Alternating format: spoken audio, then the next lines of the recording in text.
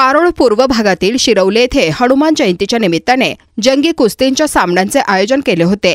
हनुमान जयंतीच्या दुसऱ्या दिवशी रविवारी सकाळपासून या सामन्यांना सुरुवात झाली होती। या कुस्ती स्पर्धेत 35 कुस्तींचे सामने खेळवण्यात आले। विजेत्यांना रोख बक्षिसे देण्यात आली।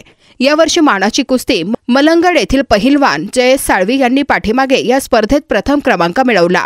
शिरवली येथील जत्रेनिमित्त होणाऱ्या या कुस्त्यांच्या सामन्यांची 85 वर्षांहून अधिक वर्षांची परंपरा असून अतिशय खेळीमेळीच्या व आनंदाच्या वातावरणात दरवर्षी होणाऱ्या या स्पर्धांना अजूनपर्यंत कोणतेही गालबोट न लागता या स्पर्धा पार पडत आहेत। या स्पर्धांचे जंगी सामने खेळण्यासाठी यावर्षी भिवंडी, वाडा, वसई तालुक्यातून पहिलवानांनी हजेरी लावली होती। जो पहिलवान कुस्ती जिंकेल त्यासाठी रोख रक्कम लावण्यात आली होती। यावेळी लहान मुलांमध्ये झालेल्या कुस्त्यांचे सामने आकर्षण ठरले। हे सामने पाहण्यासाठी पालघर व ठाणे जिल्ह्यातील कुस्ती शौकीनांनी गर्दी केली होती। तांबड्या मातीतील हा खेळ लोप पावत असला तरी ग्रामीण कुस्ती जिवंत राहावी यासाठी शिरवली गावात कुस्ती सामन्यांचे आयोजन करण्यात येत असते।